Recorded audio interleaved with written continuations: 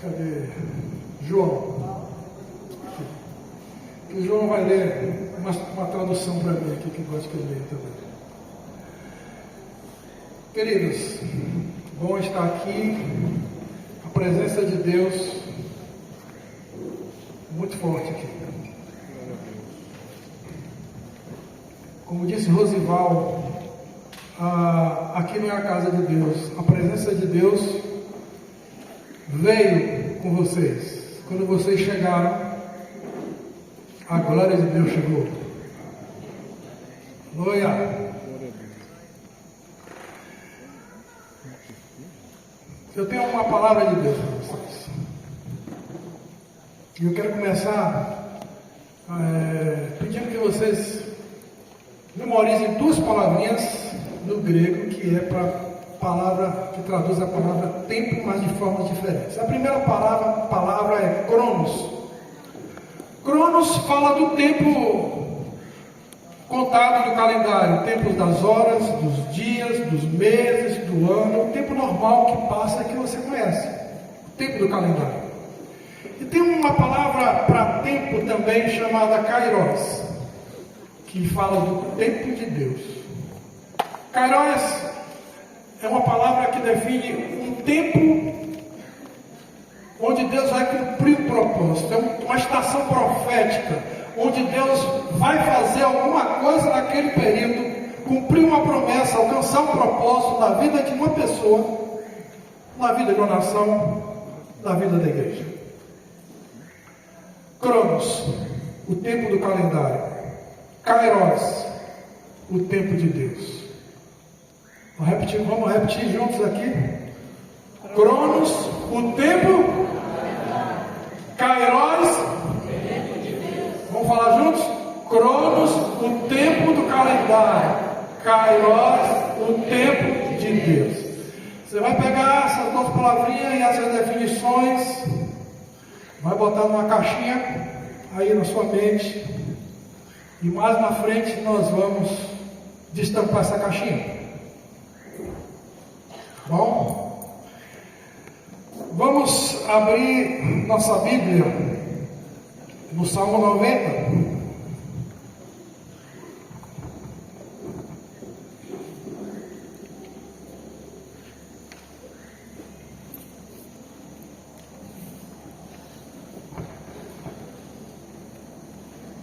De rumo, caminho para a nossa conversa hoje à noite. Mas antes de ler o Salmo, eu quero voltar um pouquinho lá para a história de Israel e relembrar algumas coisas. A primeira coisa que eu quero citar: quando Moisés saiu do Egito com o povo de Israel, a Bíblia diz que saíram com ele 600.000 homens, fora mulheres e crianças. Vamos pregar para cada homem e dar uma esposa e 3 filhos. Era muito mais, todo mundo sabe disso. E não tinha esse controle que a gente faz hoje. Mas vamos colocar uma mulher e 3 filhos. Então, seriam 600.000 famílias de 5 pessoas. Quanto é que dá multiplicando 6 vezes 5? 3 milhões. 3 milhões de pessoas. Esse foi o povo que saiu com Moisés do Egito. A população de Brasília, 3 milhões de pessoas. Não tinha Wi-Fi, não tinha o Zap para se comunicar, não tinha um grupinho para te conversar. Eram homens crus, não tinha o Espírito Santo. Se fosse 3 milhões de crentes, ainda ia dar trabalho. Imagine 3 milhões de homens que não tinham o Espírito Santo, que não sabiam o que era o novo nascimento. Para Moisés conseguir tirar esse povo de lá, os sinais de Deus tinham que ser muito fortes. Maravilhas grandes tinham que acontecer para convencer 3 milhões de pessoas a seguir o homem. maravilhas, todo mundo conhece a história, mas eu quero citar uma. Quando passaram no Mar Vermelho, a pé enxuto, eu fico imaginando eles passando numa profundidade absurda lá do mar, olhando para cima, talvez águas mais altas do que esse telhado, as águas borbulhando de um lado do outro, e 3 milhões de pessoas atravessando o Mar Vermelho. Depois eles olharam para trás e viram uma nação poderosa, gigantesca, com seu exército sucumbir nas águas do Mar Vermelho. Esse povo viu as maravilhas de Deus. De dia uma nuvem seguia eles. De noite uma coluna de fogo iluminava eles no meio do deserto. Pois bem, caminharam e chegaram perto de Canaã. E agora Deus fala com Moisés: mande alguns homens para espiar a terra. E escolhe um príncipe de cada nação, um príncipe de cada tribo, 12 tribos, 12 homens. E a instrução foi: vocês vão espiar a terra. Vocês vão ver se o povo que tem lá é forte ou fraco, se tem fortaleza, se tem arraial, se tem cidades. Você vai ver se tem exército, se o povo é forte. Você vai olhar se realmente a terra é boa, se a terra é ruim. E depois vocês vão trazer essa informação para nós. E eles foram. Quando chegaram, perceberam que a terra realmente mandava leite e mel. Mas também viram que havia um povo forte. Os filhos de Anak estavam lá, os gigantes estavam lá, e a maioria daqueles espias temeram-os. Voltaram para dar o relatório depois de 40 dias espiando a terra. E trouxeram um cacho de uva, 2 homens para carregar o cacho de uva. E por coincidência ou não, o lugar que pegaram o cacho de uva é chamado de Vale de Escol. Sabe aquela profética? Brincadeira. E trouxeram um cacho de uva, 2 homens. Chegaram com um relatório e disseram: a terra é boa, realmente é maravilhosa essa terra. Mas nós vimos nessa terra os filhos de Anak, as gigantes, o povo é forte, nós vamos ser presos, nós vamos ser escravizados, não dá para entrar nessa terra. E esses homens, esses 10 dos 12, encheram a cabeça de 3 milhões de pessoas. A notícia foi passando.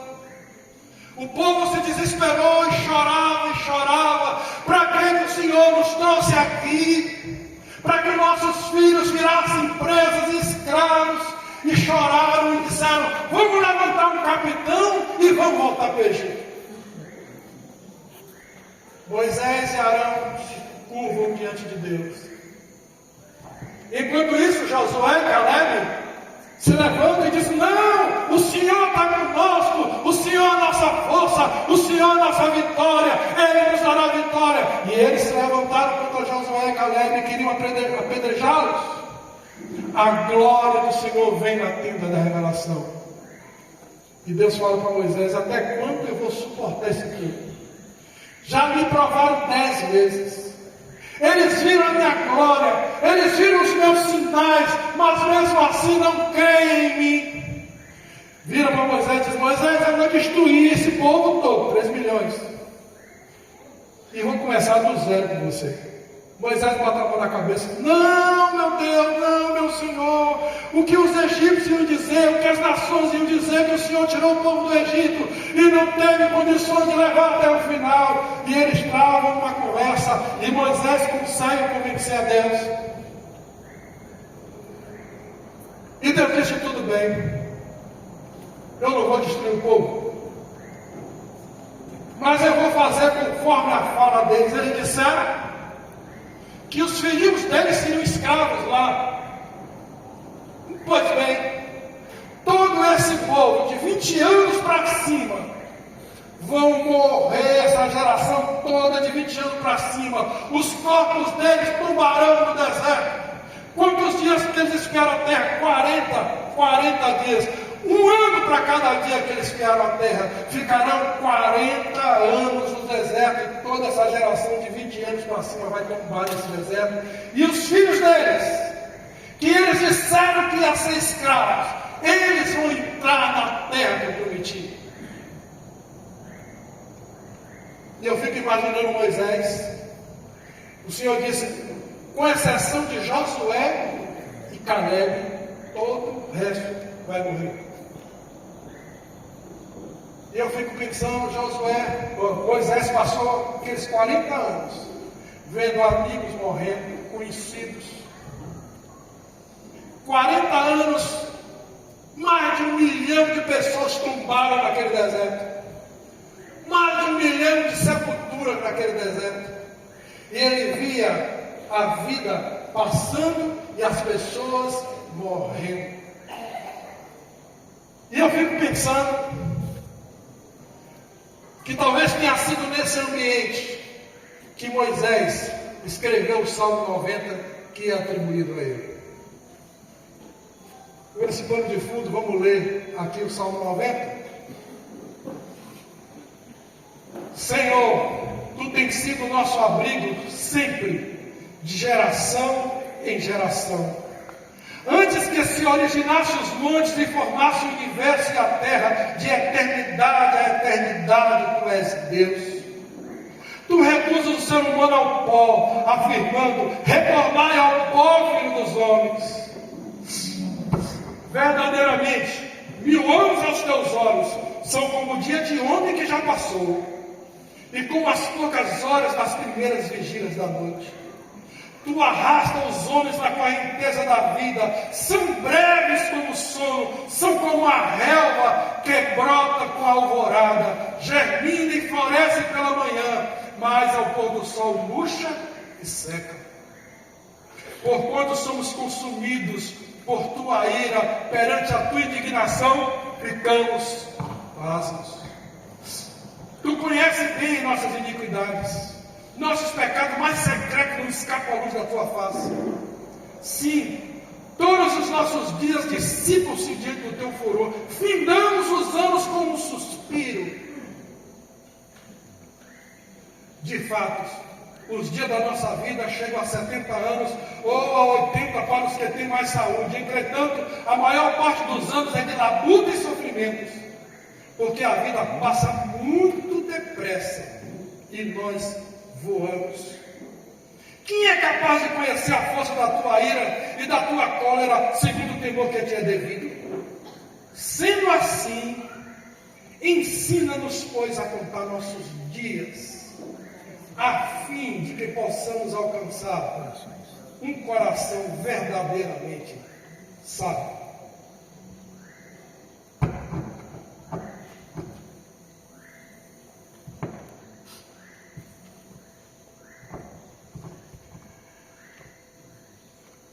O título do nosso bate-papo hoje, Cláudio até adiantou, Vivendo o Tempo de Deus.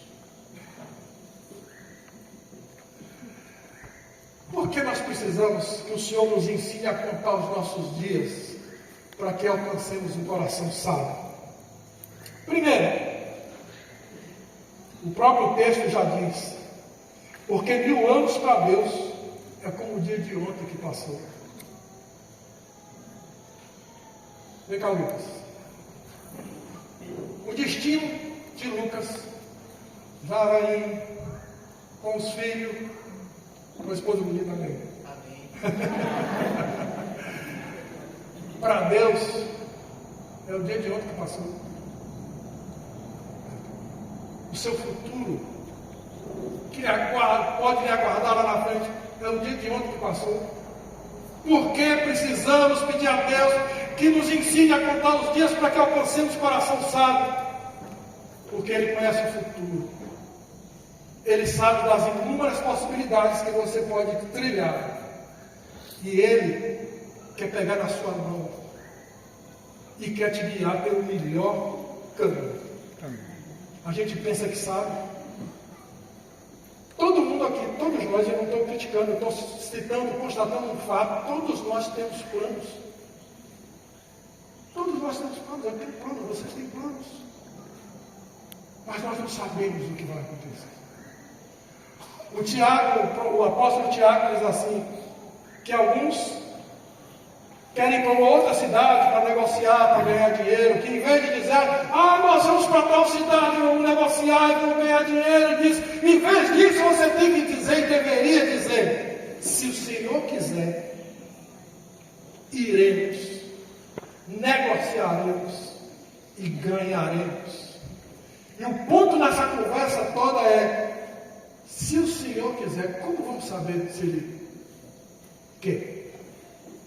Alguns usam o seguinte método: se Deus quiser, tudo vai dar certo. Se Deus não quiser, não vai dar certo. Às vezes não está dando certo, Deus quer. Às vezes não está dando certo, Deus quer. Às vezes está dando certo e Deus não quer. Precisamos aprender a discernir o tempo de Deus na nossa vida. Então a primeira razão é que o Senhor conhece o nosso futuro, por isso precisamos pedir a Ele que nos ensine a contar nossos dias. A segunda razão, Eclesiastes 3, de 1 a 8, porque a vida é cíclica, ou seja, se move em ciclo. Hoje eu estou bem, estou com saúde, mas amanhã eu posso não estar. Hoje eu estou bem financeiramente, mas amanhã eu posso não estar. A vida é cíclica e todos nós, tanto justos como ímpios, estamos envolvidos nesse ciclo da vida. Vamos ler? Lê essa tradução sua aí, Ju. O 3, de 1 a 8. Eclesiastes 3, de 1 a 8. Para tudo há uma ocasião certa. Há um tempo certo para cada propósito debaixo do céu. Tempo de nascer, tempo de morrer, tempo de plantar e tempo de arrancar o que se plantou. Tempo de matar e tempo de curar. Tempo de derrubar e tempo de construir. Tempo de chorar e tempo de rir. Tempo de prantear e tempo de dançar. Tempo de espalhar pedras e tempo de ajuntá-las. Tempo de abraçar e tempo de se afastar. Tempo de procurar algo e tempo para desistir de sua busca. Tempo de guardar e tempo de jogar fora. Tempo de rasgar e tempo de consertar. Tempo de calar e tempo de falar. Tempo de amar e tempo de odiar. Tempo de guerra e tempo de paz. A vida é cíclica. É importante que você entenda isso.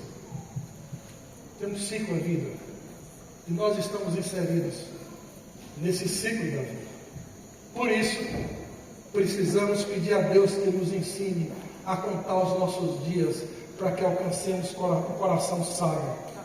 A outra razão está lá no Salmo 139, versículo 15 e 16. Porque nós temos um tempo de vida determinado, limitado. Nós temos prazo de validade. Leia, por favor. 139. Salmo 139, versículos 15 e 16. Leia. Depois você lê a sua tradução, Cláudio. Os meus ossos não estavam escondidos de ti, quando em secreto fui formado e entretecido nas profundezas da terra. Os teus olhos viram o meu embrião. Todos os dias determinados para mim foram escritos no teu livro, antes de qualquer um deles existir. Nós temos prazo de validade. Lê a sua tradução, por favor.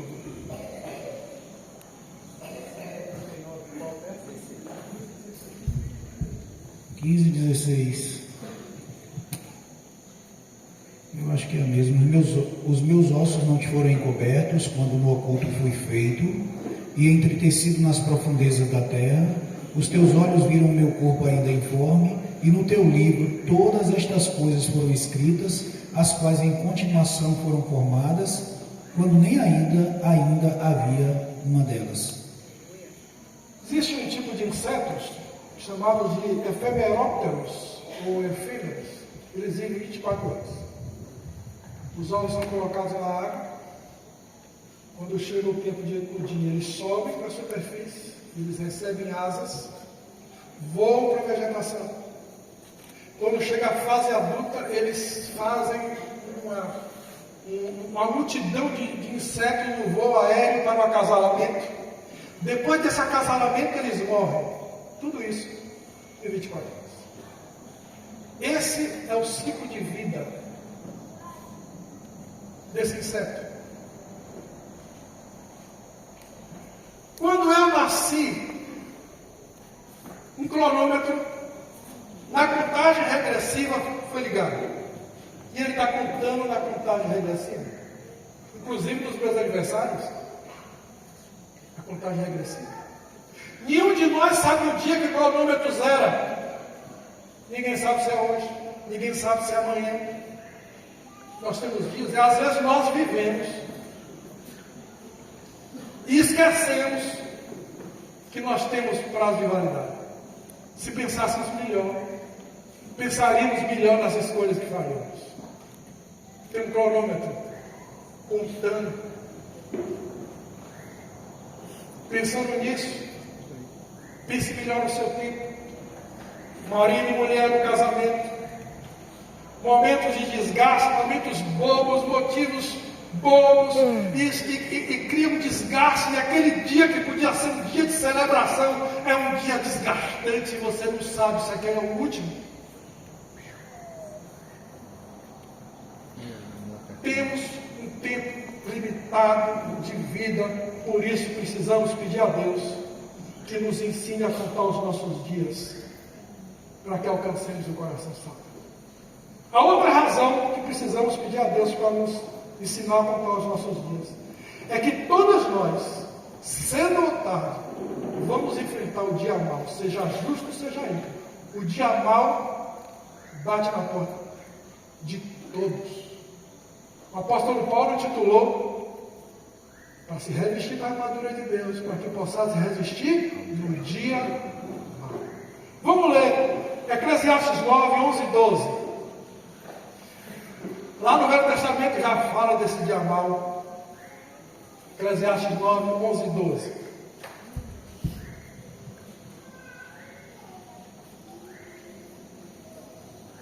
Pode ler. Percebi ainda outra coisa debaixo do sol. Não são os velozes que vencem a corrida, nem os fortes que sempre triunfam na guerra. Tampouco são os sábios que têm o que comer, ou os prudentes que têm riquezas, ou os instruídos que têm prestígio, pois o tempo e o acaso afetam a todos. Além do mais, ninguém sabe quando chegará a sua hora. Como os peixes são apanhados em uma rede fatal, e os pássaros são pegos em uma armadilha, assim os homens são enredados pelos tempos de desgraça que caem inesperadamente sobre eles. Cai inesperadamente. Tem um texto que vocês conhecem, que é aquele texto de Lucas, que Jesus fala sobre quem construiu na areia e quem construiu na rocha. Lucas 6, 47 e 49, não precisa ler, todo mundo conhece, pode anotar aí. Você vê Jesus falando o seguinte, que um construiu na areia e um construiu na rocha. Quem construiu na rocha, o aguaceiro, a ventania, a enchente vai bater contra aquela casa, mas não vai derrubar aquela casa. Quem construiu na areia, a mesma coisa, vai bater a enchente, o aguaceiro, a ventania e vai derrubar a casa. Os dois passarão pela mesma experiência. A diferença é quem está pronto para enfrentá-la. Efésios 6, versículo 13. Eu gostaria que você lesse esse texto. O aguaceiro, a tempestade, vai bater na porta, mais cedo ou mais tarde, vai bater na nossa porta. Veja. Por isso, vistam-se de toda a armadura de Deus, para que possam resistir no dia mau e permanecer inabaláveis depois de terem feito tudo. O dia mau vem para todos, para o ímpio e para o justo. É uma engrenagem da vida. Todos nós estamos sujeitos a esse ciclo da vida. Por isso, precisamos pedir a Deus que nos ensine a contar os nossos dias. Que a gente não viva por viver. Que a gente não viva no ritmo da música de Zeca Pagodinho, deixa a vida me levar. Que a vida não me leve, mas que Deus pegue você pela mão e conduza. Não viva irresponsavelmente. A outra razão que nós devemos pedir a Deus que nos ensine a contar os nossos dias está em Eclesiastes 7, 16 e 18. Eu vou pedir que leia primeiro o texto, para depois a gente falar. Eclesiastes 7, 16 a 18. Lá. Não seja excessivamente justo, nem demasiadamente sábio, porque destruir a você mesmo. Não seja demasiadamente ímpio, nem seja tolo, porque morrer antes do tempo. É bom agarrar uma coisa e não abrir mão da outra, pois quem teme a Deus evitará ambos os extremos. Esse texto está falando de equilíbrio. Não viva nos extremos. Outra coisa que esse texto faz é derrubar e balançar a ideia que muitos de nós já ouvimos em algum enterro, quando sabemos que alguém morreu, aquele comentário que diz, estava na hora dele, ele foi na hora, todo mundo tem a sua hora marcada, todo mundo tem a sua senha e tal. Mas esse texto está dizendo, por que morreria antes do tempo? Sabia disso? Você pode morrer antes do tempo, porque o tempo está determinado para você, mas você pode morrer antes. Eu quero lhe contar uma história verídica. Pastor Paulo Canuto. Ele conta que morreu aos 44 anos. Pregador do Evangelho, pregador que viajava no Brasil, fora do Brasil. Ele disse que morreu aos 44 anos. Ele foi levado para o hospital, para o pronto-socorro, e tentaram reanimar ele 5 vezes. 4 vezes ele voltou, mas na quinta ele morreu e ele ficou do lado do corpo dele olhando. Ele viu o médico falar com a esposa dele o que estava acontecendo. Ele viu o médico tirar a aliança dele e entregar para a esposa dele. Ele ouviu a conversa. Ele disse, não foi falta de cuidado com a alimentação. Eu tinha uma vida de jejum exagerada.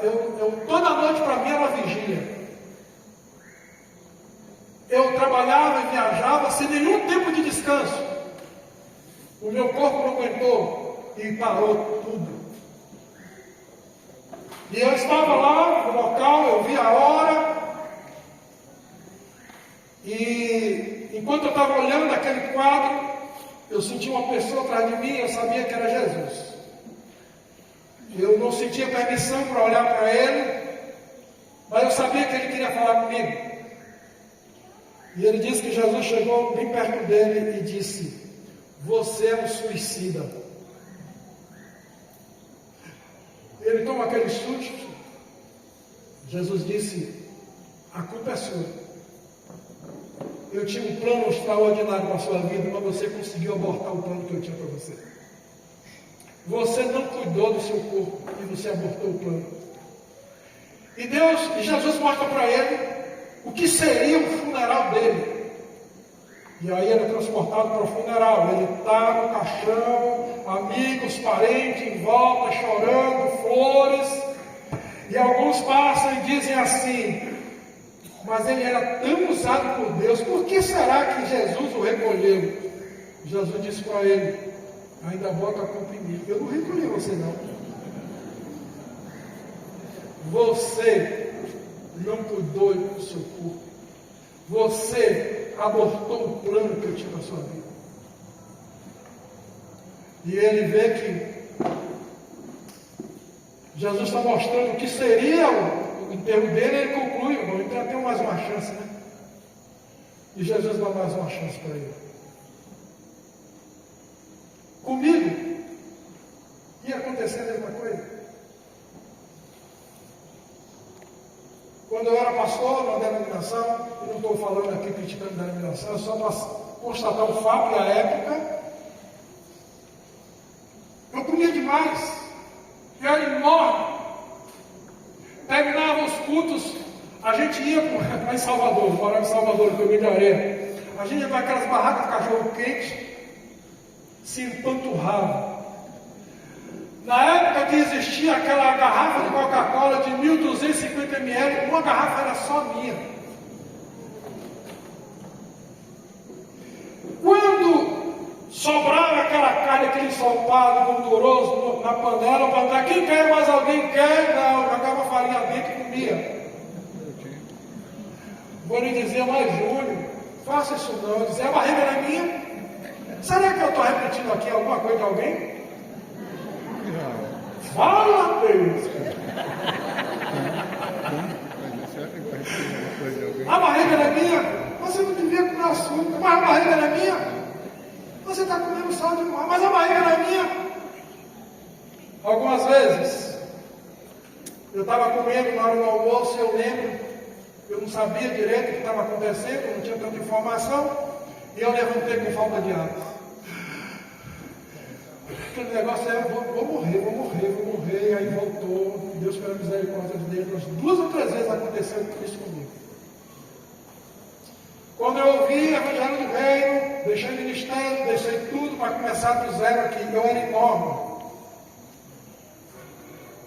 Meu short era assim, era enorme, era gordo. E eu sou da época do discipulado raiz. Porque tem um discipulado Nutella. E tem um discipulado raiz. O discipulado Nutella, o discipulador não pode dizer nada, porque o povo é controlador. Tem que tomar cuidado com o que fala com o discípulo. Eu sou da época do discipulado raiz. Eu estava no churrasco do caseiro. Várias vezes o Roosevelt tomou o prato da minha mão e disse, isso aqui é porque eu lhe amo. Me arrastava para fazer caminhada. Eu não aguentava. O tempo já estava morrendo.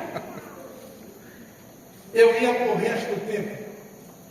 Eu não ia viver para conhecer Josué. Eu não ia viver para conhecer Samira, Elisa, Noemi, Timóteo.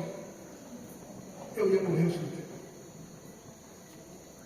Mas o Senhor, pela sua misericórdia, usou alguém para cuidar de mim. Por isso eu estou aqui. Mudei a cabeça, mudei as atitudes, mudei o rumo. E não fui antes. Mas tem alguns aqui que estão indo antes, porque não se cuidam. Eu lembro de um comentário de Baker, que estava com um carro, eu vi alguém comentando isso, que estava no carro e o pastor corria muito. Sabe aqueles caras abafados? Vai bem e falou, rapaz, demora muitos anos para formar um pastor. Se tu morrer, você já imaginou a lacuna que vai ficar até formar outro? Vocês lembram que quando o diabo levou Jesus para o pináculo do templo e disse, pula daí, porque está escrito, aos anjos dará ordem a teu respeito para que sustente pelas suas mãos e não tropece em nenhuma pedra. E Jesus vira para ele e diz, mas também está escrito, não tentarás o Senhor teu Deus. Quantos estão pulando do pináculo do templo? Com as escolhas erradas, com atitudes erradas. O Rabanão estava contando um caso, acho que foi até no grupo caseiro de Zezé, no dia que ele estava lá, que ele, no grupo caseiro, ele orou para um irmão que estava mal da saúde, estava muito mal. Ele orou pelo irmão, terminou a oração, terminou o grupo caseiro, ele estava no café, e daqui a pouco está aquele irmão que recebe oração com um copo duplo de Coca-Cola. Eu brinquei com ele, desfez a oração.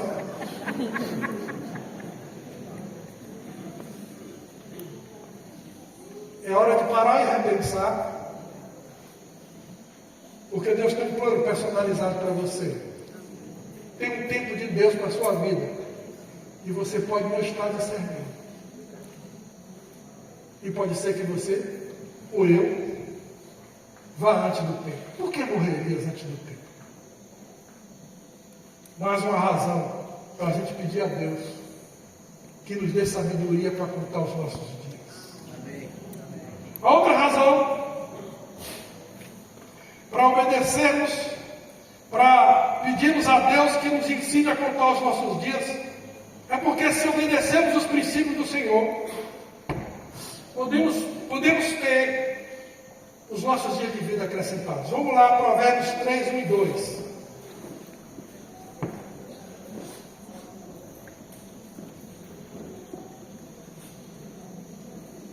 Provérbios 3, 1 e 2. Pode ler? Vai lá, João. Meu filho, não se esqueça da minha instrução, mas guarde no coração os meus mandamentos, pois eles prolongarão a sua vida por muitos anos e darão a você prosperidade e paz. Prolongarão os teus dias. Agora Provérbios 9, 10 e 11.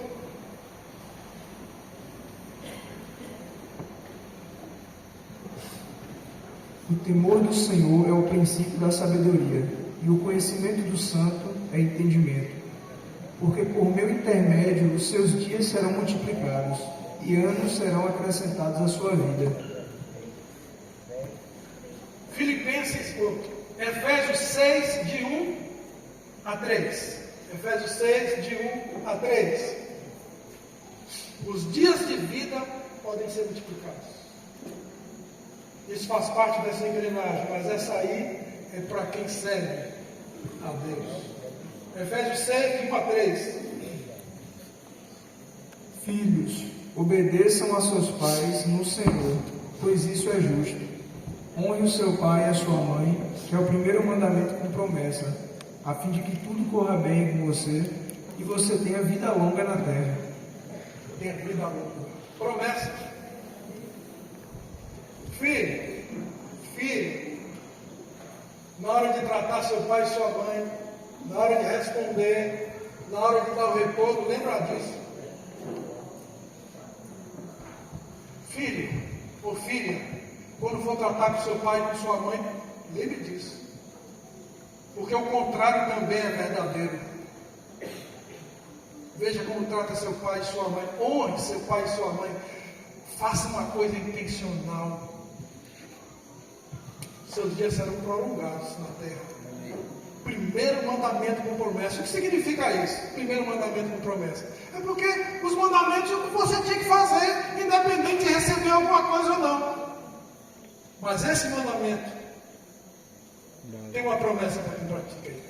Tem recompensa para quem pratica.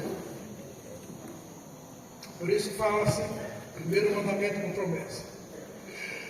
Todos nós estamos envolvidos nessa engrenagem da vida. Um propósito para tudo. O dia mal bate na porta. Podemos estar diminuindo os dias de vida se estivermos fazendo escolhas erradas. Podemos prolongar os dias de vida se obedecermos ao Senhor. Ímpios e justos estão envolvidos nessa engrenagem. Tem um texto que diz assim, Provérbios 4, 18 e 19. Olha aí, por favor.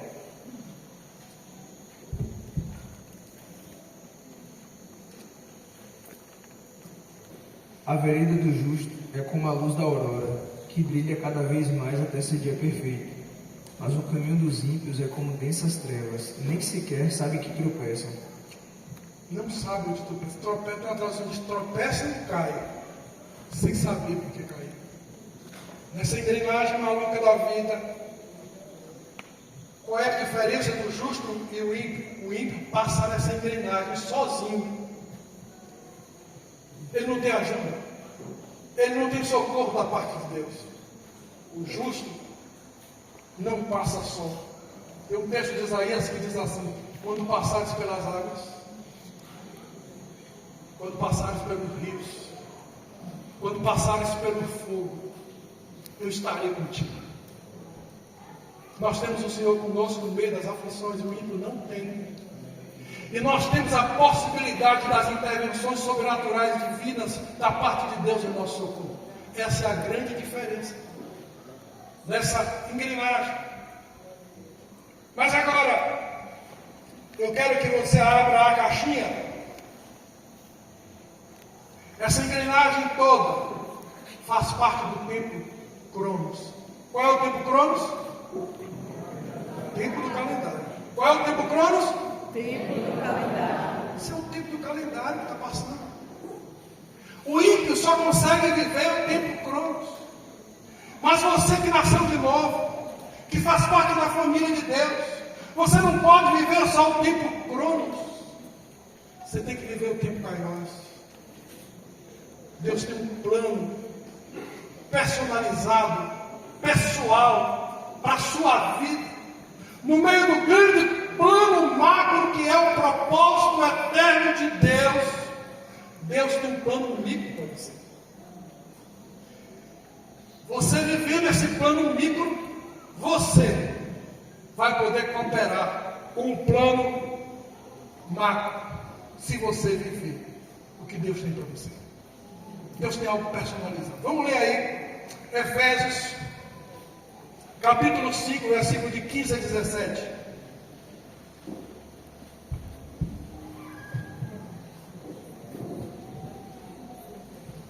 Tenham cuidado com a sua maneira de viver, que não seja como insensatos, mas como sábios, aproveitando ao máximo cada oportunidade, porque os dias são maus.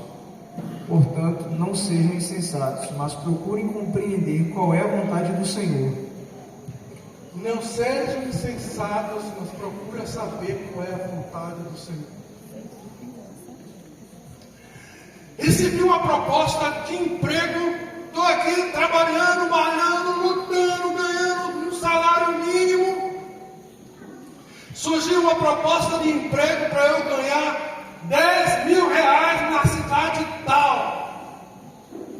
Maravilha! Vou preparar isso aqui, é a porta que Deus está abrindo. Deus falou alguma coisa com você? Você tem uma palavra de Deus para ir? Você compreendeu qual é a vontade de Deus para a sua vida? Quantos que não param para checar a vontade de Deus?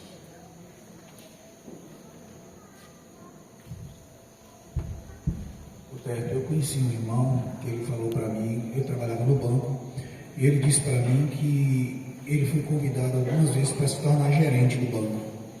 E ele disse que não aceitou. Eu perguntei a ele por quê. Ele disse, rapaz, quando eu aceitar aqui, eu vou perder a minha vida e a minha família. Então ele não aceitou aquele cargo. Era a fé dele, era a consciência dele com Deus. Acho que bate muito com isso aí que você está dizendo. Vou acrescentar uma coisa aí, esse cenário que eu falei. O indivíduo não tem que ser assim.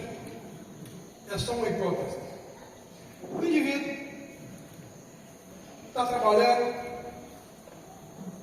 tem um salário aí, 2.000 e poucos reais, ele está trabalhando naquela cidade, está vivendo a vida dele, ele serve a igreja, ele fez muitos discípulos.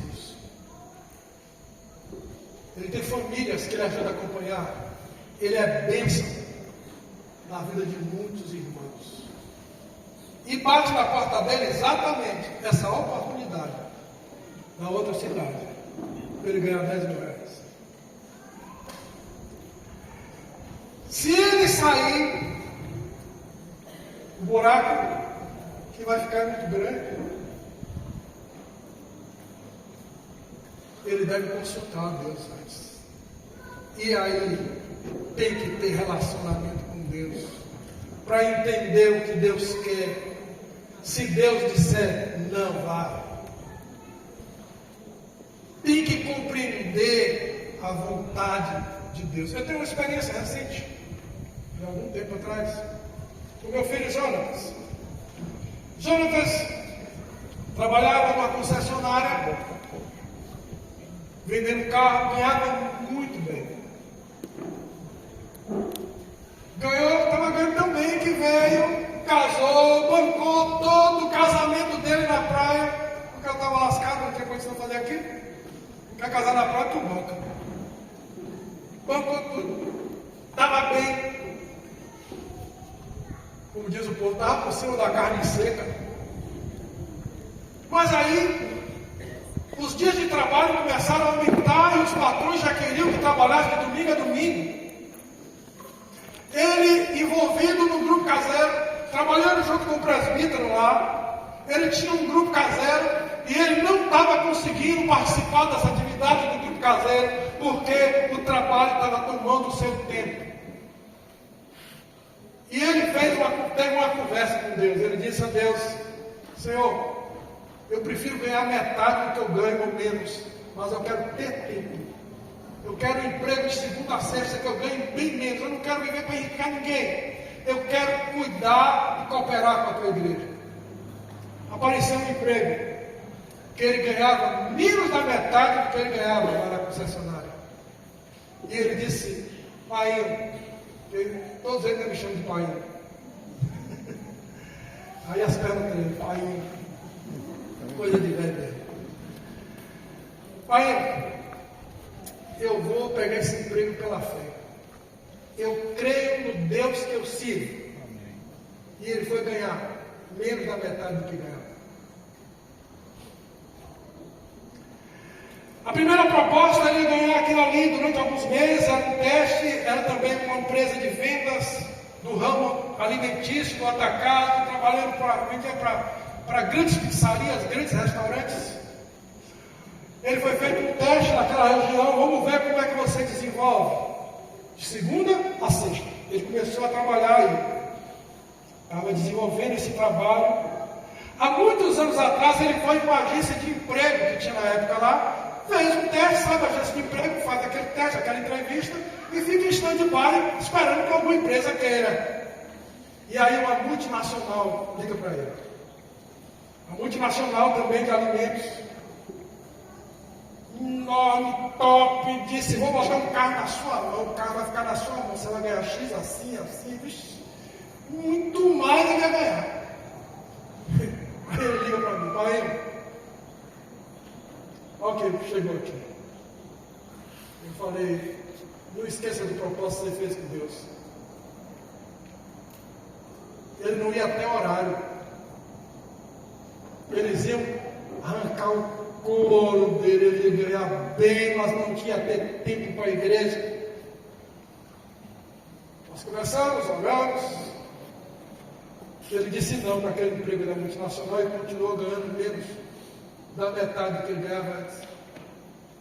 E ele começou a vender. E as vendas foram se multiplicando. E as vendas foram crescendo. O patrão foi se impressionando com as vendas. Aquilo era a mão de Deus. Foi crescendo, crescendo, crescendo. O patrão ficou empolgado e disse: agora você pode pegar tal cidade, tal cidade, tal cidade, tal cidade. E Deus abençoou ele. E ele tem uma renda hoje maior do que a renda que ele tinha com os carros. Amém. E essa semana ele pegou a chave do apartamento dele. Aleluia. Deus é fiel. Amém. Com quem é fiel comigo. Deus honra quem honra Ele. E Ele segue servindo, auxiliando e cuidando da igreja do Senhor lá em Piracicaba. Amém. Escolhas fazem a diferença. Nós não podemos ser como os ímpios que são guiados pelos valores da terra. Temos que compreender bem a vontade do Senhor. Romanos 8,14 é um texto que todo mundo conhece, que diz assim: todos que são filhos de Deus são guiados pelo Espírito de Deus. Vem cá de novo.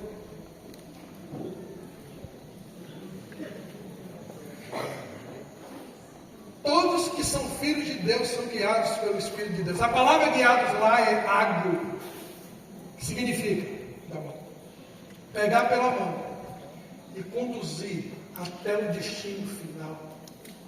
Esse é o trabalho que o Espírito Santo faz. Ele quer lhe pegar pela mão e Ele quer lhe conduzir até o último dia da sua vida. Ele quer conduzir no seu casamento, Ele quer conduzir no seu emprego, nos seus investimentos, na criação dos seus filhos, nas viagens que você vai fazer. Ele quer te pegar pela mão, Ele sabe o caminho. Afinal, 1000 anos para Ele é como a vigília da noite que passou. Glória a Deus. Glória a Deus. Ele quer te guiar. Mas o que atrapalha vivermos o Kairos de Deus na nossa vida? O que atrapalha vivermos o tempo de Deus na nossa vida? Dentre tantas coisas, eu quero falar de algumas. Efésios 4, 17 a 19. Efésios 4, 17 a 19. Assim eu digo a vocês, e no Senhor insisto, que não vivam mais como os gentios, na inutilidade dos seus pensamentos. Eles estão obscurecidos no entendimento e separados da vida de Deus pela ignorância em que estão, por causa do endurecimento do seu coração. Tendo perdido toda a sensibilidade, eles se entregaram à devassidão, cometendo com avidez toda espécie de impureza. O texto diz assim, que nós não podemos ser como o ímpio, que vive na inutilidade da sua mente.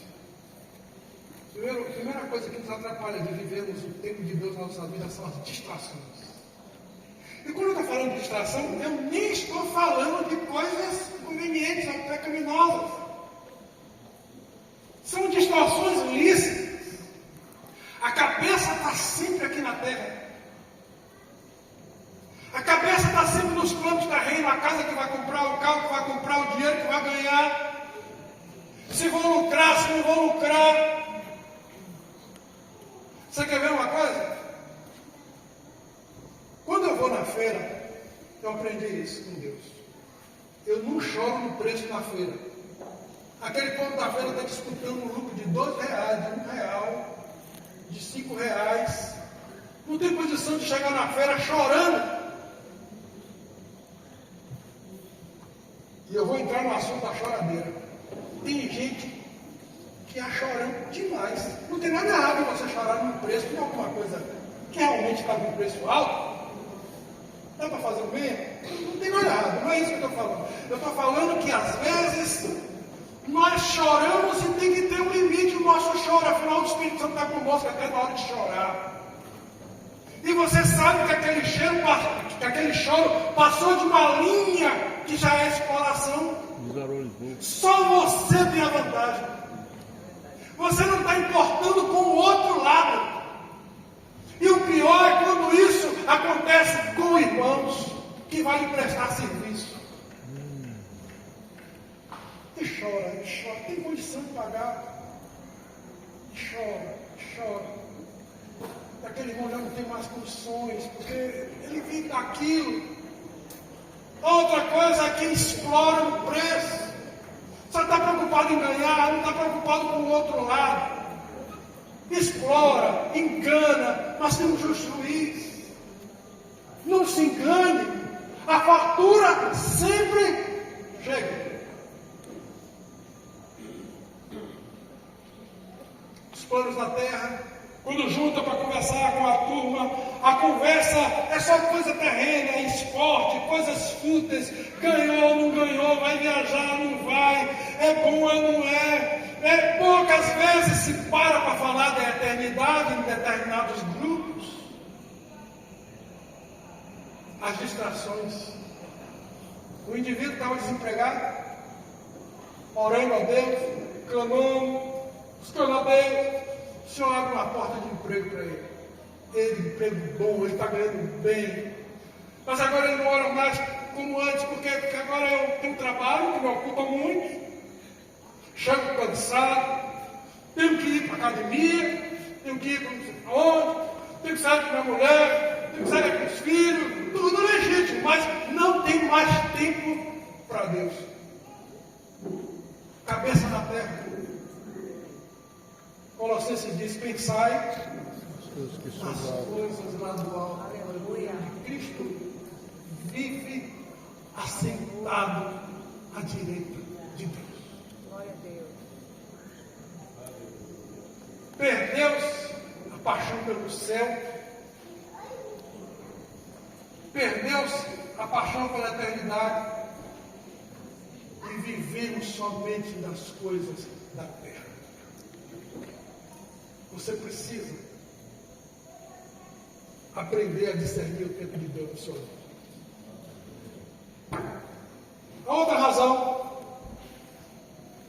que atrapalha vivermos o plano de Deus na nossa vida é as desobediências às direções de Deus. Deus dá direções. Nós temos um exemplo na Bíblia que eu posso usar, que é Jonas. Deus diz: vá para Nínive, porque eu tenho um trabalho para você fazer em Nínive. Você vai avisar Nínive que ela vai ser destruída. Ele detesta Nínive, cidade cruel, que fazia os judeus sofrerem. Ele vai para Tarsis. E todo mundo que conhece a história já sabe que ele foi parar na barriga do grande peixe, na barriga da baleia, ficou entrelaçado lá. Quantos que estão pegando um caminho contrário à direção que Deus deu? Um chamado que Deus deu. E a vida está embolada, amarrada, prensada. Direções simples que o Espírito Santo dá e a gente não obedece. Vou contar uma última experiência que eu passei. Eu estava viajando com o Vânia, e aí estava em carro conversando algumas situações, e eu cometi um erro. Eu fiz um comentário sobre alguém que não devia ter feito. Depois que terminei o comentário, o Espírito Santo bate no ombro. Você não devia ter feito esse comentário. Conserte. Fale para ela que você errou. Fala para ela que foi uma maledicência. Fale para ela. E agora para falar? Porque o erro foi tão bobo, coisa de fundamento. Eu fiquei com vergonha de falar. E o Espírito Santo disse: você vai falar para ela. E depois você vai procurar o seu discipulador. Não para o presbítero tem discipulador dele. Procure ele e se exponha. Fale que você foi maledicente. Está aqui a direção do Espírito Santo, claro, para mim. Passou um dia, acordava o dia todo o Espírito Santo. Fale com ela. E eu aprendi que enquanto você não obedece a direção, você não recebe novas direções. Seu tempo para. Passou o segundo dia, falei com ela, com a vergonha, meu orgulho, eu me vi lutando contra minha própria carne, minha própria mediocridade. Falei com ela. Aí um dia estávamos no sofá, eu sentei todo sem jeito, vou falar para ela: aquele negócio que eu falei. Errei, precisando de mandou me procurar, para falar, errei, maledicente, vergonha. Uma coisa tão elementar. Ele disse: agora você vai se expor para procurar seu discipulador e vai se expor. Pegou a reunião presbitério, todo saiu.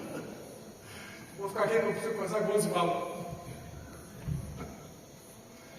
Chamei ele, errei, fiz esse comentário fulano, falei para minha mulher, já pedi perdão, o Espírito Santo disse que eu deveria vir me expor. Quantos aqui não nessa? Precisando seguir a direção do Espírito Santo. E enquanto você não segue as direções, você não vive, você interrompe o que Deus tem que fazer na sua vida. A outra coisa que nos atrapalha para viver o tempo de Deus está lá em Romanos 5, 3 a 5. Romanos 5, 3 a 5.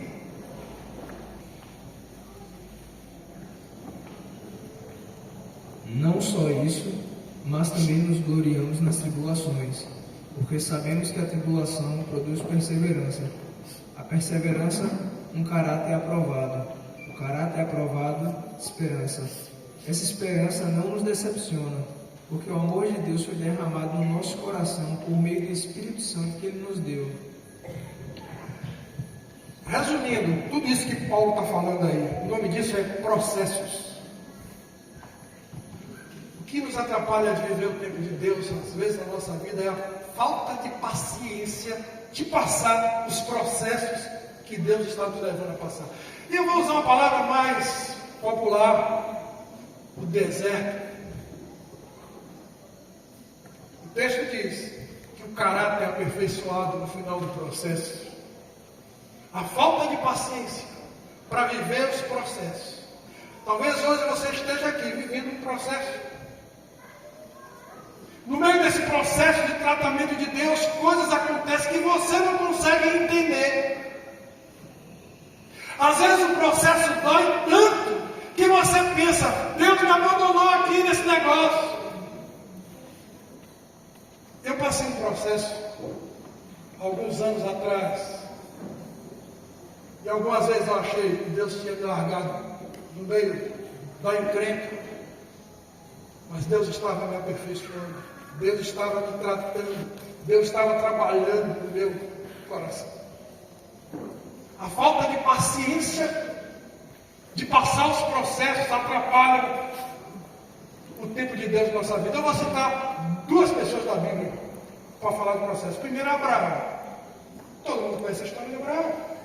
Abraão vem de uma cidade idólatra. Abraão não conhecia Deus. Alguns estudiosos dizem que o pai de Abraão era um dos sacerdotes idólatras daquela cidade.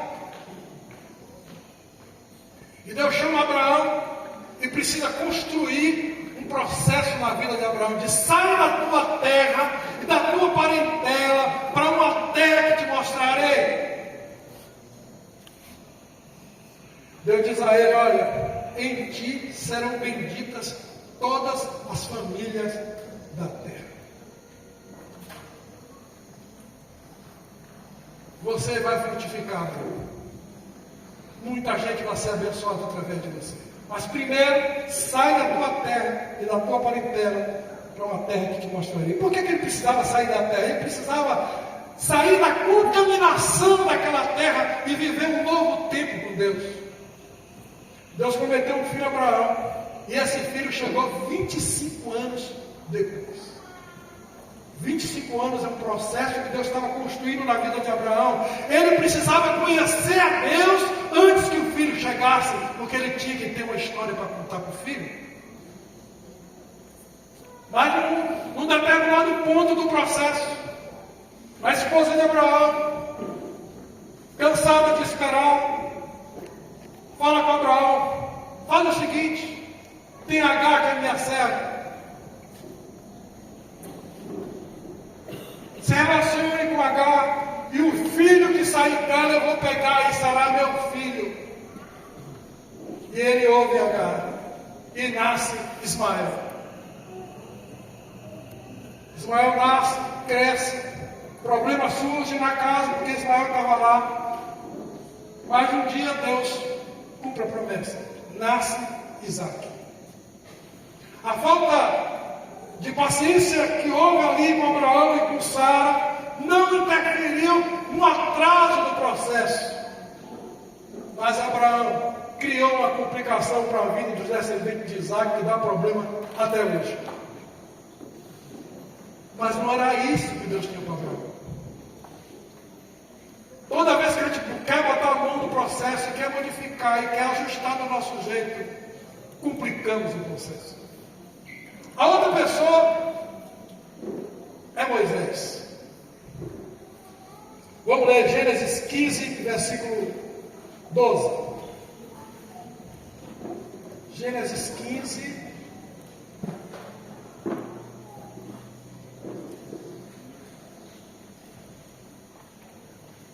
Gênesis 15, de 12 e 13. Gênesis 15, 12 e 13. Ao pôr do sol, um sono profundo caiu sobre Abrão, e eis que vieram sobre ele trevas densas e apavorantes. Então o Senhor lhe disse, saiba com certeza que a sua descendência será estrangeira em uma terra que não lhes pertencerá, também serão escravizados e oprimidos por 400 anos. 400 anos. Repitam comigo. Quanto tempo? Muito bem. Quando eu estava falando que enquanto a gente não cumpre as direções que são dadas, Deus para de acrescentar mais outra informação. Nós temos o caso de Abraão nisso aí. O Senhor disse: sai da tua terra e da tua parentela. E ele leva logo ele. Coração mole, logo tinha pai, órfão, eles vão acolhendo lá. Então vocês podem ler que Deus não acrescenta nenhuma nova informação a Abraão, até o dia que ele se separa de Deus. Ele precisava cumprir a primeira parte do contrato. Sai, desliga da sua parentela.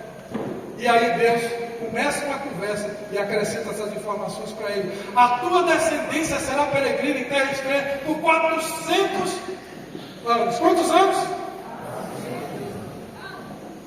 Agora vamos ler Êxodo capítulo 12, versículos 40 e 41.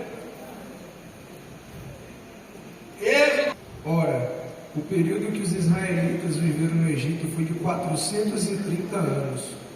No dia em que se completaram os 430 anos, todas as tropas do Senhor saíram do Egito. Mas a promessa não foi que ia sair por 400 anos? O que é que nós temos aqui? Vamos lá para Atos capítulo 7. E esse eu quero ler com vocês. Atos capítulo 7. Começando com o versículo 17. Atos capítulo 7, começando com o versículo 17. Vamos entender o que foi que aconteceu aqui.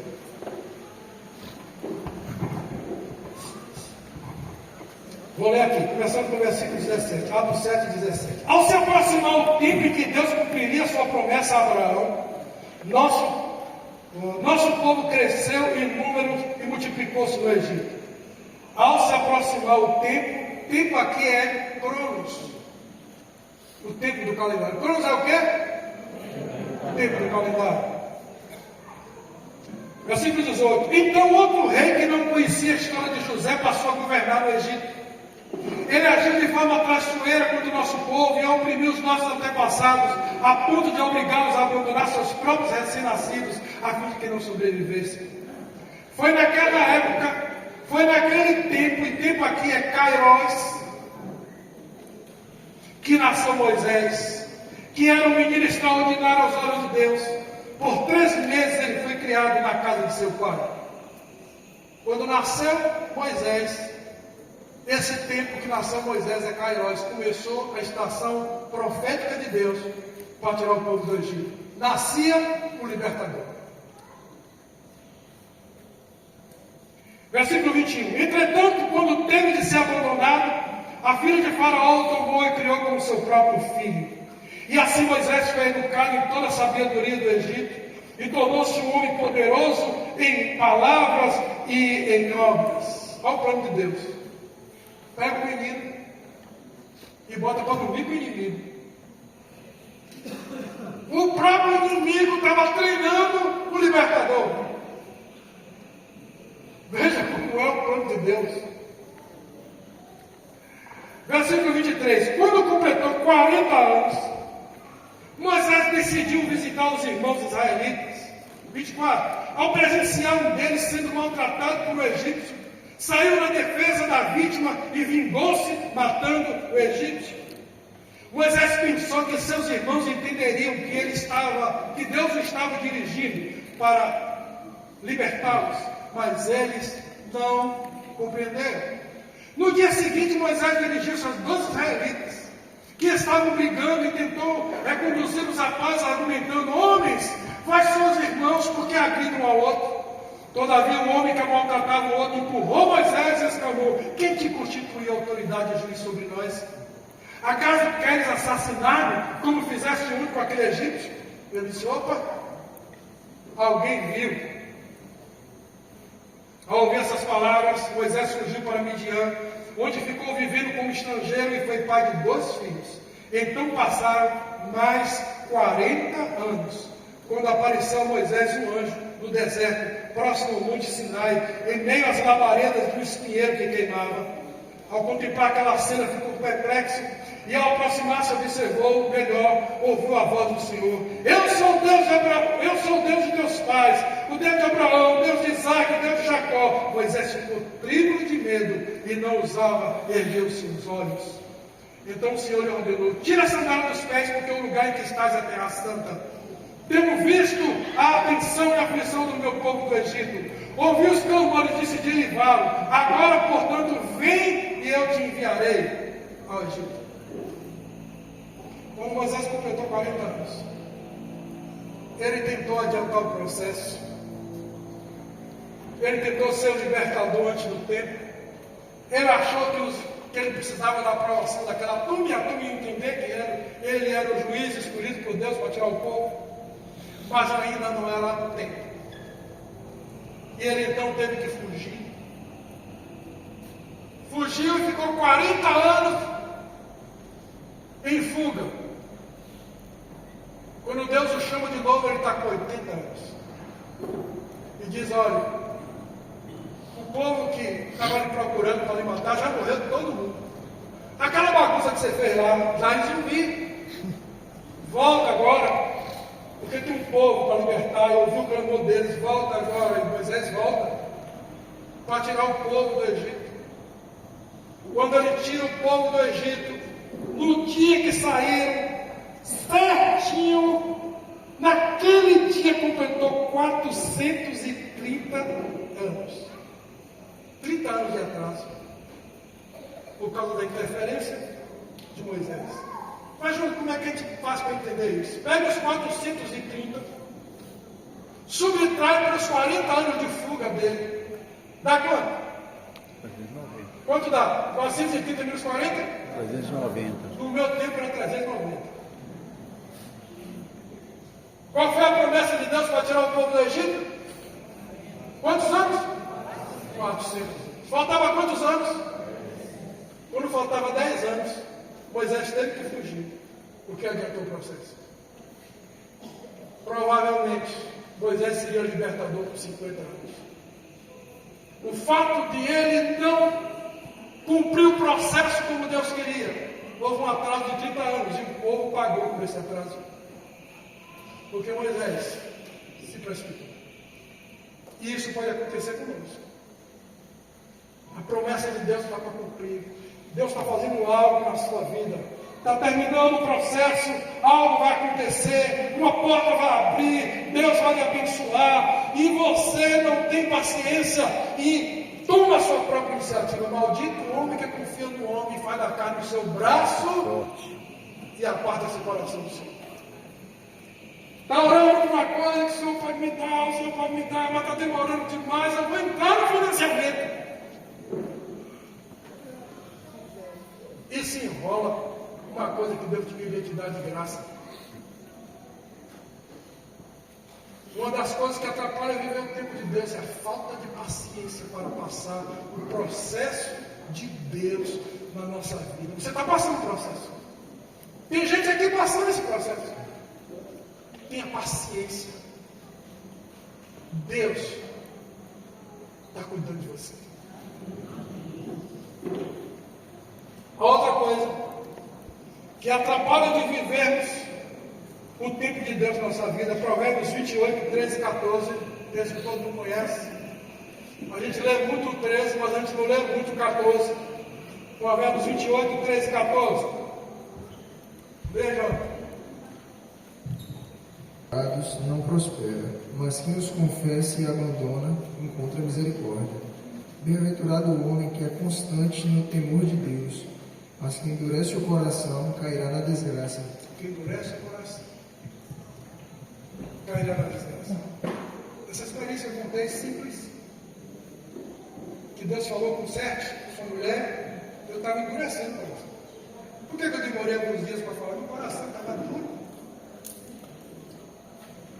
Aquele que encobre as suas transgressões nunca prosperará. A prosperidade na vida dele é interrompida. Toda vez que a gente fala de pecados escondidos, só se pensa na desgraça. Mas às vezes não foi nada assim que de uma consequência tão grave. Exemplo, alguém que vem e confessa a intenção do coração, o nível de gravidade para aquele pecado dele é diferente do nível de gravidade para quem pisou na jaca. Pecado escondido atrapalha o processo de Deus, do tempo de Deus na sua vida. A outra coisa que atrapalha o processo de Deus na sua vida, o tempo de Deus na sua vida, está em Efésios 4, 26 e 27. Vejam. Quando ficarem irados, não pequem, mas não permitam que o sol se ponha enquanto durar a ira de vocês, e não deem lugar ao diabo. Lê a sua tradução. Aquela tradução da tradição.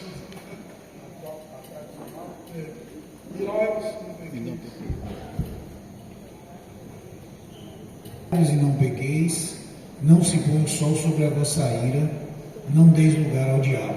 Vou parar para pensar aqui. Está dizendo que você pode até se irar, pirar, todo mundo pode acabar dando uma explosão. Ser humano, mas o texto está dizendo, não deixe o sol se pôr sobre essa ira. Resolva o problema antes do sol se pôr.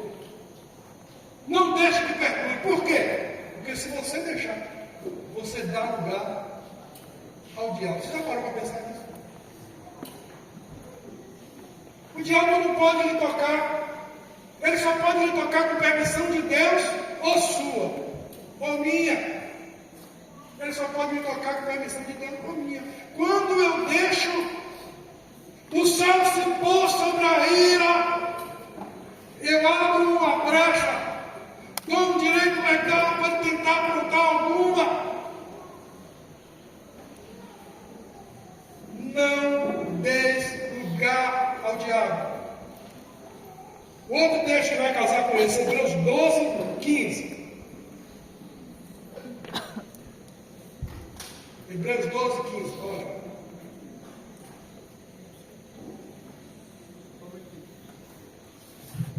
Tomem cuidado para que ninguém se afaste da graça de Deus e para que nenhuma raiz de amargura, ao brotar, cause perturbação e contamine muitos. É a sua pergunta.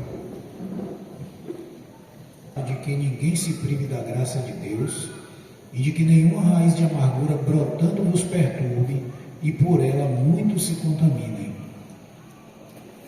O que é amargura? É aquela ira que já passou muitos dias, meses. Aquela ira que o sol se põe já há muitos dias, que o sol vem se pondo há muitos dias, virou amargura. E agora essa amargura vai causar uma consequência grave. Essa amargura vai privar da graça de Deus. O amargurado ele tem uma capacidade de alistar no seu exército pessoas de maneira muito rápida. Você senta do lado do amargurado e a boca dele só sai amargura, só sai problema. E aquela pessoa que sentou pela primeira vez do lado dele, depois que eu vi a conversa, está pronto para matar e morrer por um desconhecido. E a lutar a causa dele, se ouvir a outra parte. Por isso o texto diz, através dela muitos podem se contaminar. Então, essa ira que já amadureceu e virou amargura, deu lugar ao diabo e lhe privou da graça de Deus. O que significa isso? O que é que a graça de Deus nos proporciona? Vamos lá. Perdão dos pecados. O que mais que a graça nos proporciona? Salvação. O que mais? Comunhão. O que mais? Unidade. Acesso às dispensas celestiais. A graça nos dá acesso a intervenções sobrenaturais da parte de Deus na nossa vida. O que é se privar da graça de Deus? Se privar da graça de Deus, nós temos um exemplo que todo mundo vai entender. É igual um cartão de crédito que bloqueou por falta de pagamento. Ou seja, o amargurado tem os seus créditos celestiais cortados até que resolva o seu problema. Ele não tem intervenção divina. Ele perde a paz, ele perde a alegria, ele é um mal-humorado, ele não sente presença de Deus. Ele abre a Bíblia e parece que os textos não falam mais com ele. Privar-se da graça é ter um infarto da presença de Deus. Tem muita gente infartando aí. Tem muito amargurado aqui hoje. Deus disse, fale para eles. Diga para os amargurados que eu quero ajudá-los, mas eles amarram minhas mãos. Eis que a mão do Senhor não está escolhida para que não possa salvar, e nem surdo o seu ouvido para que não possa ouvir, mas a sua amargura amarra os braços e tapa os ouvidos.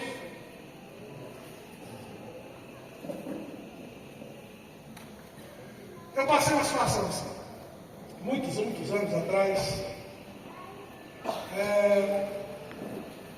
Eu estava na denominação, eu não era pastor, mas ajudava, e naquela época um mal entendido, um pessoal, pastor, eu fiquei muito chateado com o que aconteceu, aquilo entrou no meu coração, eu criei uma raiva daquele pastor, que eu não aguentava ver mais ele, o coral cantava na igreja, tinha aquela parte de louvor, terminava, o pastor subia no púlpito, e eu saía. Eu não aguentava ver a cara dele. A ira já estava passando muitos dias. Naquele tempo, o meu cartão de crédito celestial foi bloqueado. Naquele tempo, foi o tempo que Filipe nasceu. Eu não tinha dinheiro, desempregado. Lembro como hoje, vou lá no Orel Novaes. Eu deitado nos bancos de cimento que tinha antigamente ali. Enrolei um pano, botei a cabeça ali, desorientado na vida, perdido. Porque o meu cartão de crédito celestial estava bloqueado. Porque a amargura estava me consumindo.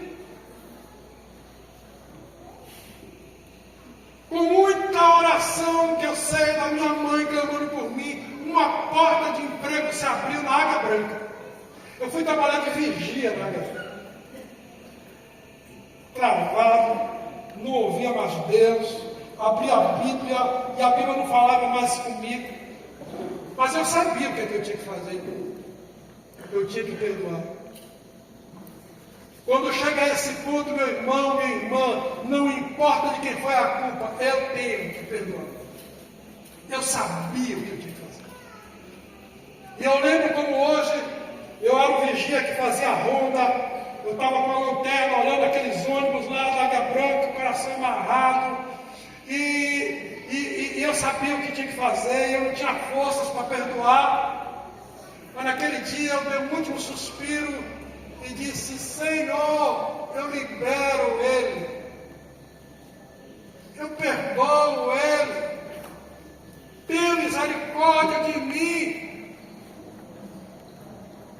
Alguma coisa destravou naquele dia. As portas se abriram. A graça voltou a fluir. A presença de Deus voltou. Apareceu o trabalho. Deus recomeçou tudo na minha vida. Quando eu entro na área da amargura, o cronômetro do tempo cairá de Deus é dado uma pausa até que você resolva. Nem as suas ofertas, nem as minhas ofertas serão recebidas. Quando você for levar a oferta ao altar, e aí lembrar que alguém tem alguma coisa contra você, fala o seguinte: deixa aí por enquanto, vai e resolve, e diz assim: resolve depressa. Deus está falando com você hoje. Resolve depressa. Tu não sabe o dia da manhã, e quem está perdendo é você. O tempo está passando. Tempos que podiam ser de alegria, de bênção. Você está passando um tempo de sofrimento, de amargura, de tristeza, de mau humor. E você é um mau humor e sua família que está em volta é um mal-estar. Mas Deus quer mudar essa história hoje. Deus quer proclamar a sua libertação. Está na sua mão a escolha. O que você vai fazer?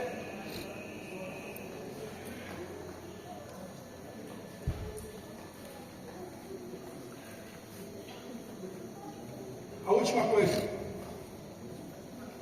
que atrapalha vivemos o tempo de Deus na nossa vida é a falta de jejum e oração. Deve ter gente aqui que nunca jejuou 24 horas. É uma vida, vou usar o mesmo termo de novo, uma vida cristã Nutella. Vai pro caseiro, vai no retiro, vai para as vigílias. Toda a programação está lá, ele gosta de programação, que maravilha! Mas não tem uma vida em Deus profunda.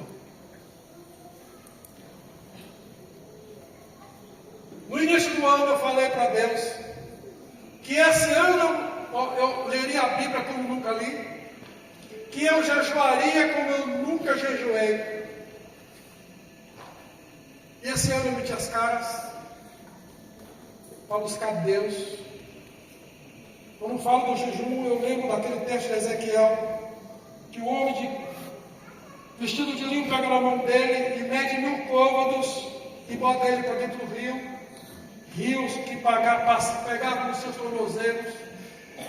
1000 côvados são 500 metros. Mediu mais 500 metros, ele entrou no rio, e o rio que dava nos joelhos. Mediu mais 500 metros, e o rio estava na cintura. Mediu mais 500 metros, ele já não achava mais pé.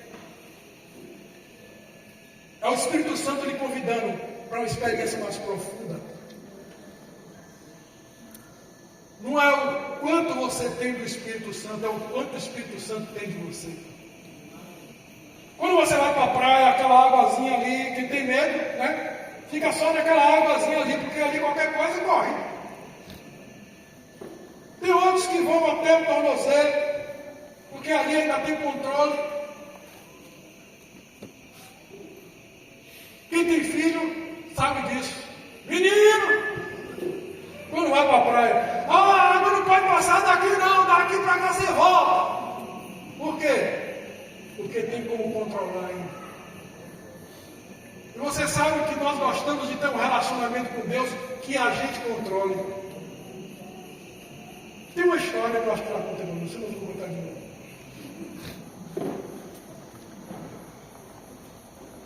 Quem me contou essa história foi o pastor Batista, cunhado de Evani. Estive na igreja dele um tempo atrás. E ele me contou, na época, eu era solteiro, ele me contou que lá na igreja Batista Missionária era um momento de renovação espiritual, muita gente sendo batizada com o Espírito Santo, sendo cheio. E eu não sabia ainda o que era aquilo, mas eu parava para ouvir aquelas histórias que ele contava. E ele diz que tinha um doutor, professor de universidade, que ia para a escola dominical, aqueles caras de terno, boçal, que falavam muito bem, graças a Deus. E zombava, você não tem necessidade disso. Isso é exagero. Não precisa, aí se zombava dos irmãos, cheios de Espírito Santo, pulavam, dançavam, falavam em línguas. E nesse dia fatal, no domingo de manhã, na época não tinha cerâmica, era aquele piso vermelho, que as zeladoras se viravam para dar uma cera royal que tinha na época, uma enceradeira que era no braço. O chão chega a brilhar. E ele foi de terno branco. E nesse dia o fogo caiu. E nesse dia o Espírito Santo levou o povo para uma água que não dava pé. E eu não sei como, ele foi parar lá no fundo. E rolou pelo chão. E falava em línguas. E ria. O terno branco voltou vermelho para casa. E ele alegre. Nós queremos ter ter um relacionamento com Deus comportadinho, que eu esteja no controle. Deus quer te levar para águas profundas. Deus quer um relacionamento profundo com você. Deus quer que você ouça a voz dele com nitidez. Não tem outro caminho a não ser o jejum. Assim como um Wi-Fi, a rede Wi-Fi em uma casa que tem muitas paredes, há interferências. Lá em casa eu tinha um Wi-Fi no escritório, tive que colocar outra rede no outro compartimento, porque as paredes separavam e atrapalhavam o sinal. Nós temos um problema de sinal com Deus, porque a nossa alma está falando muito alto, porque a nossa vontade da carne ainda reina e atrapalha. O jejum vai ajudar a calar a sua alma. O jejum vai botar o pé no pescoço dessa vontade da carne. Mas não é igual alguns pensam, que vai para a academia e uma semana, um mês, para estar se olhando no espelho para ver se não tem uma bolinha para ver que está subindo aqui. Aí jejua uma vez na semana, uma vez no mês e já quer ver alguma coisa acontecer. É uma vida de jejum. Cada tempo que você gasta no jejum, Deus vai construindo na sua vida. Vai derrubando as paredes que estão atrapalhando o sinal. E foi assim comigo esse ano. Eu comecei com o jejum com uma lista de oração. No meio do jejum eu esqueci a lista, porque a presença dele vale mais do que qualquer coisa. A minha lista já não tem mais valor. Quando eu vou para o jejum, não vou mais ficar na lista. Eu vou porque eu preciso da presença dele. A presença dele vicia. Santo vício a presença do Espírito Santo. Eu preciso jejuar, não dá mais para ficar sem jejum. Eu preciso amortecer minha carne. Apesar de estar jejuando, vocês viram a dificuldade que eu tive para pedir perdão para minha mulher. E se eu não estiver jejuando, nem tinha ouvido a exaltação do Espírito Santo? Como você vai saber a vontade de Deus? O Senhor está te convocando para um novo tempo de jejum e de oração. É tempo de descer as águas profundas, de experimentar o gosto da presença de Deus. Tem uma história do pastor. Ele já estava alguns dias jejuando, esse período de 40, ele já estava no meio desse período de 40, e mesmo assim ele estava pregando, e depois da pregação, os pastores que estavam naquele evento foram almoçar em algum lugar, e ele disse: não, eu vou almoçar com vocês, mas como você está jejuando? Ele disse: não, hoje é banquete. Banquete como, rapaz? Ele disse: hoje é água mineral com gás e limão. Aí ele foi para lá, sentado na mesa, estava na comunhão, falando o que Deus estava fazendo. E o garçom veio e ele disse: eu quero uma água com gás e limão. Demorou um pouquinho, o cara trouxe um copo enorme, com água e limão. Ele disse: esse cara é bom. Ele deve ter trazido uma limonada. Ele botou na boca e disse: isso aqui é uma limonada. Eu disse: não, isso aqui tem açúcar. Ele disse: não tem açúcar. Eu vi o cara lá botar um limão na água, não tem açúcar nenhum, mas tem açúcar que eu lá. Aí os pastores que estavam na mesa disse: deixa eu experimentar isso aí. Aí um colou, o outro colou, fulano, não tem açúcar, isso está azedo, rapaz. E aí que você entendeu o que estava acontecendo, ele lembrou que àquela altura do jejum, o paladar dele tinha mudado. E ele estava conseguindo sentir a frutose do limão. A gente enche a barriga espiritual com tanta porcaria. E às vezes precisa colocar doce de leite condensado nas próprias saladas doces, porque estamos sem paladar. Mas o jejum, pouco a pouco, ele vai te levar a experimentar a frutose do limão. Você vai experimentar Deus como nunca. Esse foi um ano de muitas intervenções de Deus na minha casa. Hoje é eu e minha mulher. Esse é um ano de Deus de muitas intervenções na vida dos meus filhos, porque eles também entraram na pegada do jejum e da oração. A Bíblia diz que o jejum tem recompensa. Saiba disso. Aquele que te vê no segredo, com as motivações certas, te recompensará. O presbitério está jejuando toda quarta-feira. E eu queria convidar você para entrar nessa pegada nas quartas-feiras. Pode ser pela manhã só, pode ser só no café preto. Não, hoje eu não tomo café preto. Pode ser o dia todo, seja lá como for. Vamos jejuar, nos humilhar diante de Deus, clamar pela vida da igreja, e nós vamos ver a graça de Deus operar milagres no meio dessa congregação. Deus quer que você viva o tempo dele na sua vida. Olha o que? Eu estava pensando ontem, eu fiz umas compras e aí eu nunca mais senti aquela presença de Deus. Leva o microfone para ele ali. Eu fiz ontem minhas compras e estava em casa sozinho, né? Cheguei por agora em Itabuna e eu estava pensando, puxa, eu nunca mais senti aquela presença de Deus, né? E eu falei, eu acho que eu preciso jejuar, não sei nem porque que eu fiz essas compras agora, viu? Eu pensando ontem à noite. E aí hoje, como tem um tempo que eu não jejuo, eu estendi um pouco mais antes de ter alguma refeição, né? E aí depois eu olhei assim para as compras que eu fiz, não ia jejuar aqui, eu estou olhando umas besteiras, bolacha. E aí eu comecei, pois é. E aí eu comecei a falar, mas está certo isso. Né? E agora vindo cá para o encontro, enquanto eu estava na moto de carona com o João, eu olhando para os prédios, né? E veio aquela imagem na minha mente. Né? Eu estava com um prédio de 3 andares abandonado, uma estação de rádio, com antenas enferrujadas, com equipamentos parados há muitos anos, e o Senhor está ali.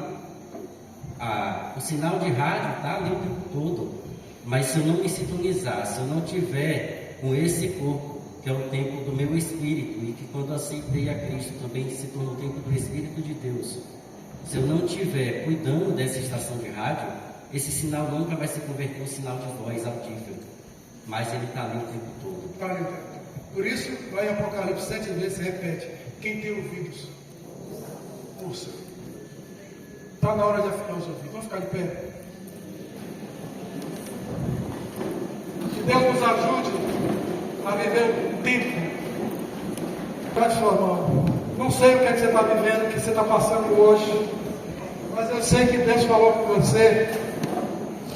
O que você vai fazer com o que você ouviu é outra história.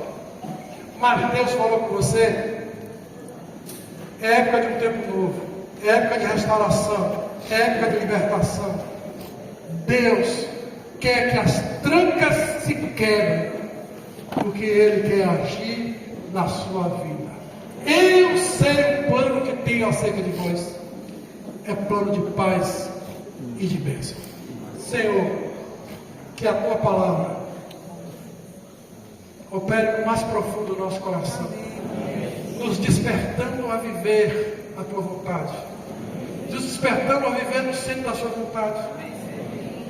Nos dias tão maus, nós queremos fazer as escolhas que são as Tuas escolhas, queremos abrir mão das nossas próprias escolhas. Afina o nosso ouvido para Te ouvir, para ouvir a Tua voz. Queremos nessa noite estender a nossa mão, para que esse ato aconteça conosco, nos pega pela mão, pelo Teu Espírito nos conduz até o destino final. Precisamos de Ti, Senhor. Fala conosco, em nome de Jesus. Amém. Vai sentar, querido.